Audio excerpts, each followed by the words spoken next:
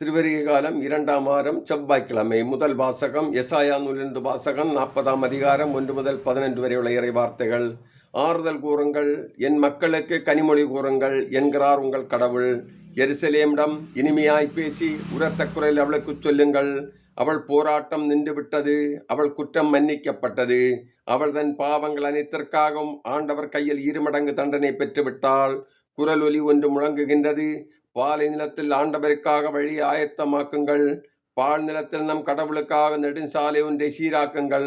பள்ளத்தாக்கெல்லாம் நிரப்பப்படும், மலை குன்றியாவும் தாழ்த்தப்படும், கோணலானது நேராக்கப்படும், கரடு முரடானதவை சமதளமாக்கப்படும்.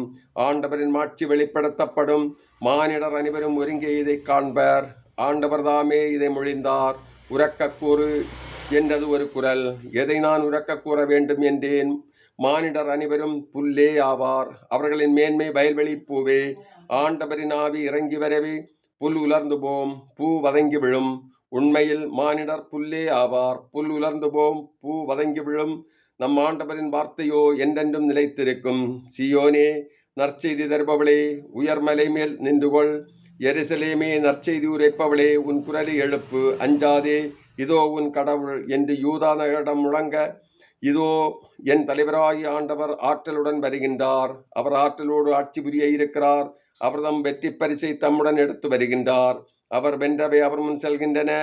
ஆயனைப் போல் தம் மந்தையை அவர் மேய்ப்பார். ஆட்டுக்குட்டிகளை தம் கையால் ஒன்று சேர்ப்பார். அவற்றை தம் தோளில் தூக்கி சுமப்பார். சினை ஆடுகளை கவனத்துடன் நடத்தி செல்வார். இது ஆண்டவர் வழங்கும் அருள்வாக்கு. இறைவா உமக்கு நன்றி.